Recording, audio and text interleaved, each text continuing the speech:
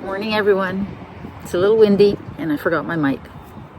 So it is what it is. I am out camping in the car for my first real camp trip. I did take it out to Salt Spring Island that time. Whoops. But it wasn't like a full-on camping. I was just staying at a friend's house. And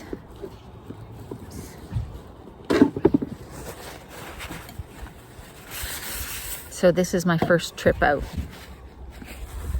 Now, I didn't put the platform in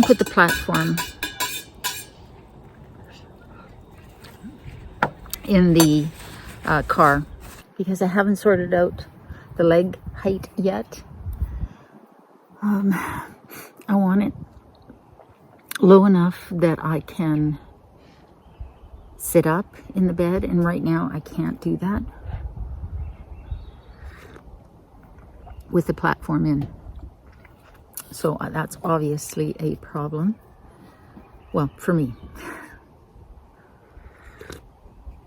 The nice thing about having the platform is that you can store stuff underneath it. So that's really nice. But the bad thing about having the platform is that it takes away that ceiling height, and the RAV is only so high. So I'm learning a lot about camping in the RAV versus camping in the van. Yeah. So anyways, I'm gonna have my coffee. I got here yesterday and it was just so windy that I didn't even cook anything for dinner. I just made something snacky and basically sat outside as long as I could, but it was just so windy that I couldn't even read my book. And so I ended up sitting in the van. Oh, gotta stop saying that. Sitting in Grace in the RAV and reading and just relaxing, which was just fine. So I am up island, out by Sayward. And I've been to this campground before. In fact, I've stayed in this exact spot before. And I like it because what I realized last summer was that I don't necessarily like wild camping in the woods.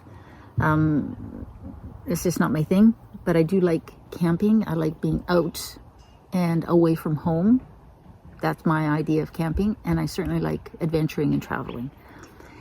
And so staying in a campground's nice because there's a washroom right over there with a shower, washing toilets. There's a little general store if you've forgotten anything like toothpaste, which is what I forgot, and a dishwashing station and such. And that's even more important now that I no longer have Vanuela. If I had been in the van yesterday, it would have been no problem, right? I could have cooked inside. I could have sat inside with the door cracked a little bit and been very comfortable.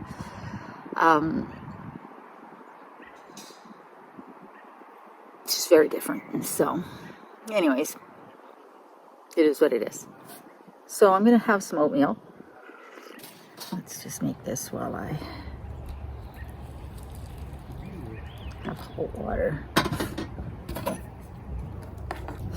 And so I recently passed my 6-year mark of living in the tiny house. And I normally do a sort of annual recap of the last year in the tiny house. And it goes, I moved in at the beginning of July in 2019. So it's not a chronological year. It's a, year that mid-year to mid-year. And I usually do a recap of how things have gone and what sort of, of the year. And this 6th year was not super eventful as far as the tiny house went. I was settled into my new spot, quite comfortable there. And the tiny house was performing exactly the way it was supposed to. Yum. Now, the 6th year in the tiny house was mostly marked by personal things. You know, the loss of my friend, the loss of my father-in-law, the loss of Sophie, my kitty cat that you all love and miss almost as much as I do. So it had those milestones as part of it, which really sucked. And I did struggle a lot last year in this last 24 months. You know, there's a lot of the political ridiculousness going on as well. The world just seemed like a very strange place. If it's windy and it's making wind sounds, I'm really sorry. Again, I forgot my mic. Yeah, so the world was odd, and there was a lot of personal things in my world that I wasn't that happy about. But when it comes to the tiny house, still great. Love it. Still working perfectly. It is still my sanctuary, and I am still very, very grateful to be living in it. One of the things I did about this time this last summer, was go up island camping, because I had told myself, as you may know, that if I didn't use the van for camping, I needed to get rid of it. I needed to sell it because it was my only vehicle, and not an inexpensive vehicle to run as your daily driver. And so if I wasn't using it for camping, I couldn't justify keeping it. While I did take it out a couple of times, it wasn't enough to justify having that as my only vehicle. And she was starting to get to the age where more and more work needed to be done, and it was getting more and more expensive just to maintain her. So that's why I sold her. I ended up going to Telegraph Cove. Future Adelina here.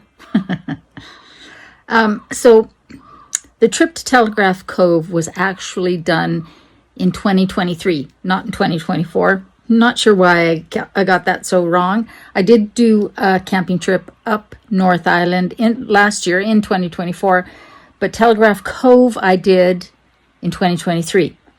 And it was that December that the fire happened there, which I'm going to talk about in a second. So it's been 2 years since I had been there. I guess the sometimers is kicking in. Sometimes I remember stuff, sometimes I don't. That was a beautiful place. I did some whale watching. I did a whale watching tour with Prince of Wales Whale Watching Tours, I think it's called. And saw whales and other things. It was awesome. And I toured the Whale Interpretive Center at Telegraph Cove on the boardwalk there, which had some amazing exhibits, one of which was the skeleton of I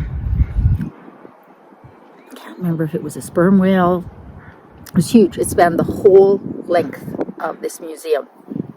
And it was spectacular. Well, in December, there was a fire on the boardwalk that actually burnt that interpretive center down.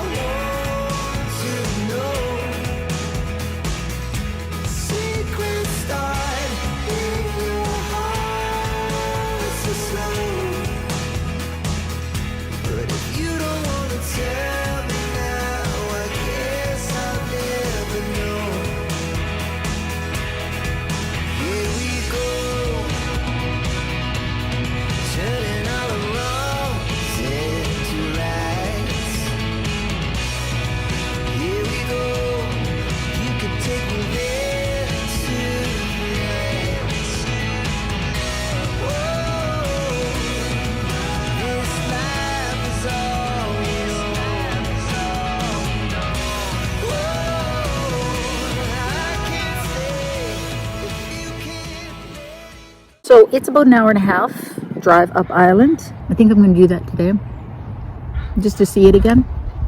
Here's how the car setup looks like. I didn't put the platform in because I hadn't had time to shorten the legs and I wanted enough space to be able to sit up, and this actually works pretty well. I just put some extra yoga mats and such under the mattress to level it up a bit. Yeah, so that works. This has got all my kitchen gear in it. Pots, bowls, plates, that sort of thing. There's the little fridge. I do have my little jackery for charging my phone and such. And it is kind of a mess now that I've set up camp. There's my Blue Eddy, and it is powering the fridge. And this little USB light that I use for reading. I need to, well, be better organized. There's my camp chair. One of the things that I like is having this seat down and that pushed forward, and having a place to sort of sit with my legs down when I get in. The thing about the RAV is because of the length, the mattress, if it's not on the platform, the mattress does sort of sit up on here, and I can squish it over a bit, but it's also got this empty space under here where when the platform is in, it sort of bridges that space. Without the platform in, I have to put things underneath there. So let me show you what's on the other side.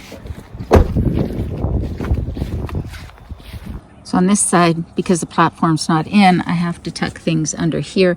That's okay. I have sort of like miscellaneous tools, supplies, such, and just a little bin there.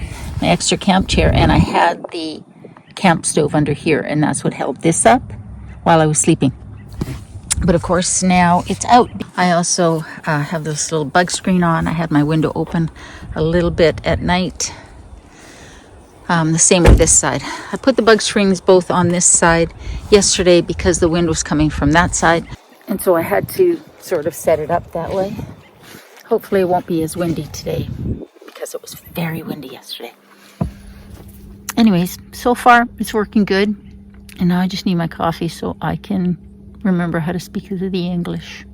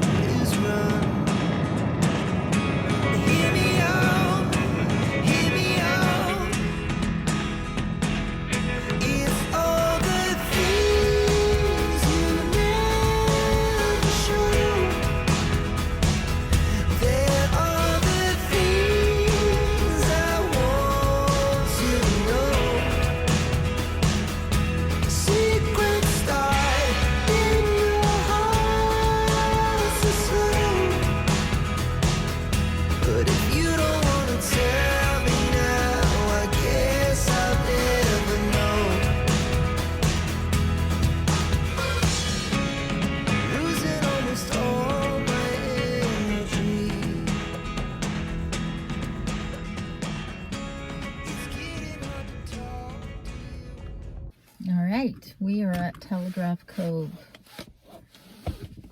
It's not the nicest day. It's overcast. A little tiny bit of blue sky poking out. And it's about 17 degrees Celsius. This is, wow, just such a beautiful part of the island. I think the northeast side of Vancouver Island doesn't get nearly as much love as it should. As you saw from that scenery, it is incredible. Just makes my heart just feel so good to see it. It's beautiful. Anyways, let's go see what we can find. Well, let's go see what the boardwalk looks like and how they're doing with the rebuild.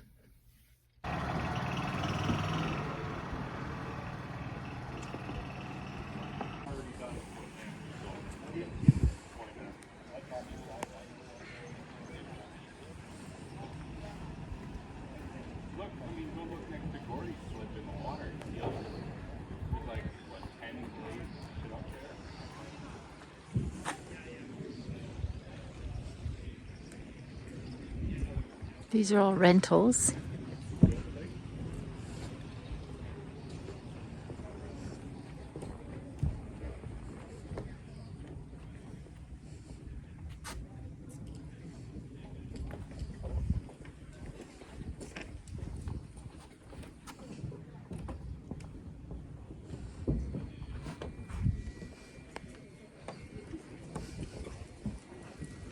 Thank goodness they survived. But I bet it was a close call.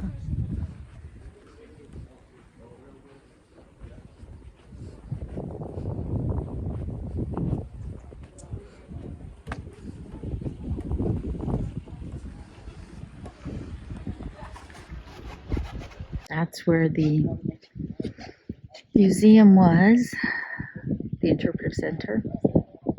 They had to put in new piers, they had to get new permitting because, of course, everything's changed.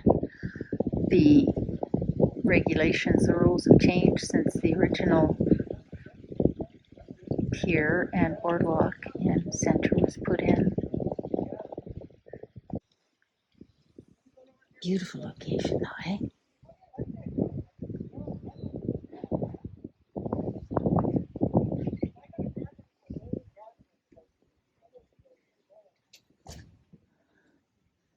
This was the old mess hall for the Air Force. But all these cute little buildings that you see are all rentals.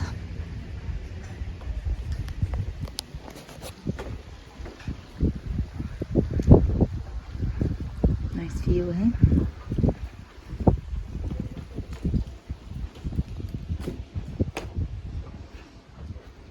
Constructed in 1929. My goodness, it would have been a shame to have lost all of this as well.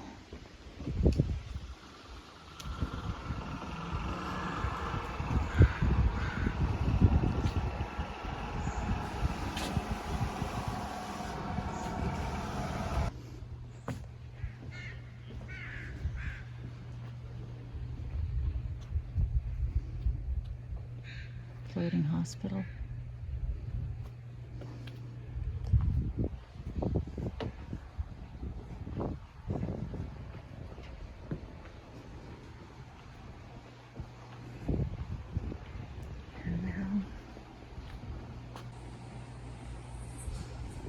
Truly is heartbreaking to see all of this gone.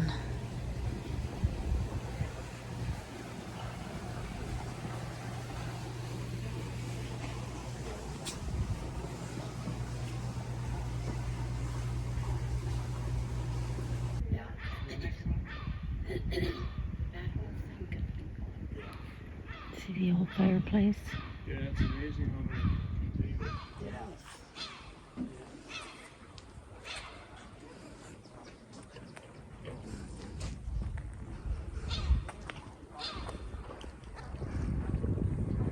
Just burnt.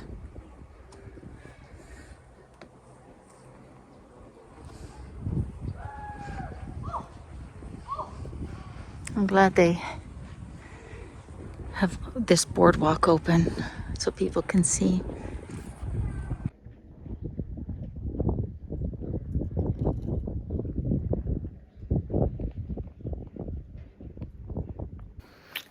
Well, it probably was a lot sadder of a spot to come to after the fire before they cleared it all out. At least now you can see the vision for what they're rebuilding, but my goodness, what a loss. But it could have been so much worse, so much worse. At least they were able to contain it to this end, the far end of the boardwalk.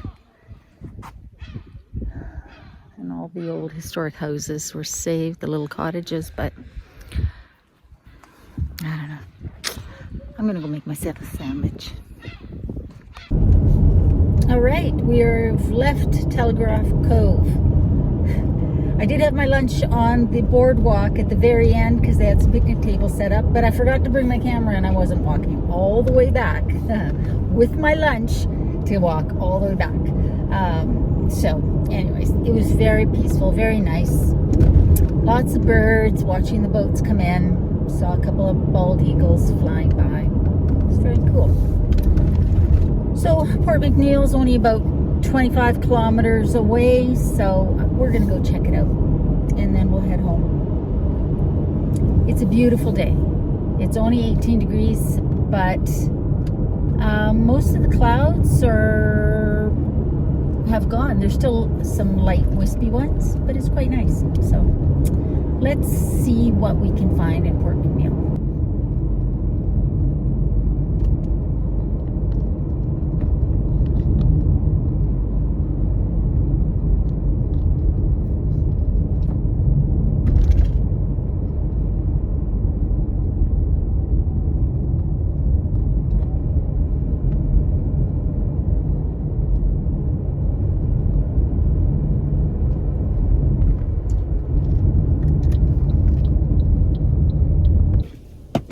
There's the fields here.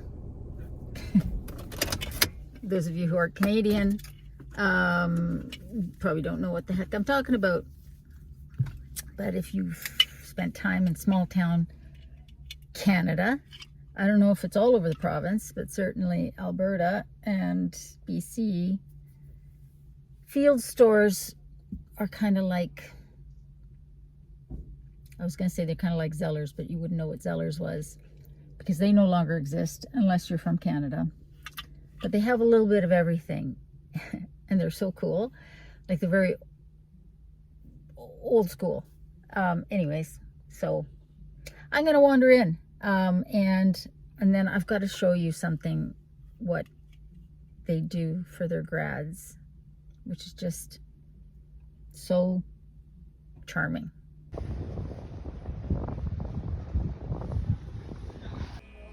We have clothes, we have fishing, camping gear, furniture, or not furniture, home goods, pretty much everything you could want. Cute little coffee shop. We're at the harbor front.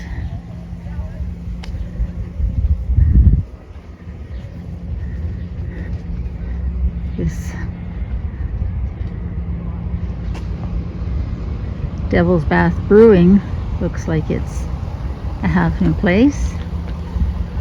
If I hadn't had lunch, I might have stopped there.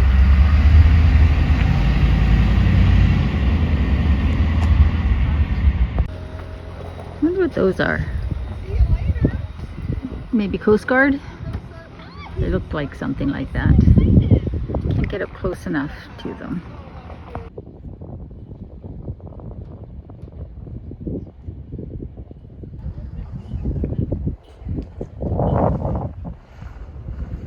That's the lineup for the ferry. Not sure where the ferry goes from here. Well, that's Port McNeill. Pretty, pretty little place. Not sure what it looks like in the winter with all the rain and such. And I don't know how much snow they get. But I'm telling you, in the summer, it's absolutely beautiful. Good morning. It's Sunday morning. Time to pack up. I had a good sleep. It was very nice. I'm telling you, the secret to a good sleep when you're camping in a tent, in a van, in a car, is a little hot water bottle. Just something to curl up around, unless you have somebody in there with you that you can curl up around. But it just keeps your core nice and warm and everything nice and cozy. Anyways, it's time to pack up.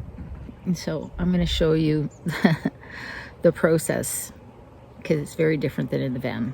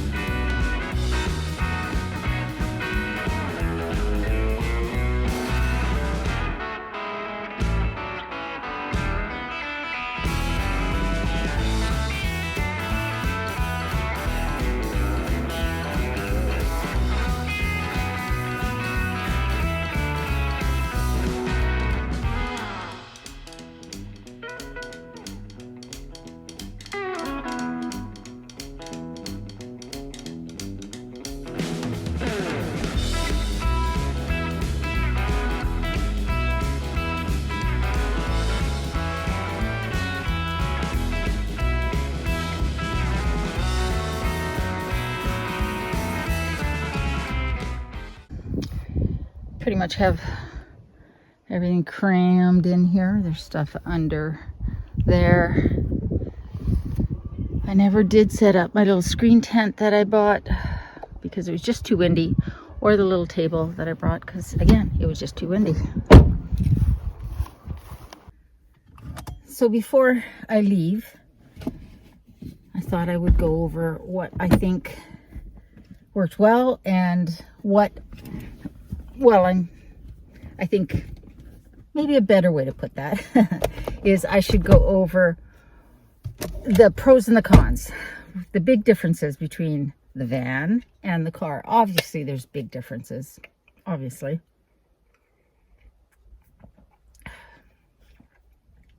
The pros of having the car. You can go anywhere. You can park anywhere. You're not constantly thinking about, will I fit? Will I have to back out? Where can I park? That sort of thing. It's really good on gas. Really good on gas. It's a newer vehicle. It's 2000. Well, actually, it's only a year newer than the ProMaster was, than Vanuela, but a lot fewer kilometers and a lot less work needing to be done. And you know what? It was comfortable to sleep in. I got to admit, once the bed was set up properly. I still don't have that platform sorted out. There's pluses and minuses to a platform. I really wanted the storage underneath, but it does make it harder to move around in here because you don't have the headroom. Anyways, it is comfortable to sleep in and big enough for me to sleep in. And, you know, I was able to get all my stuff in here. So, but I think for one person. So those are the pros of the RAV.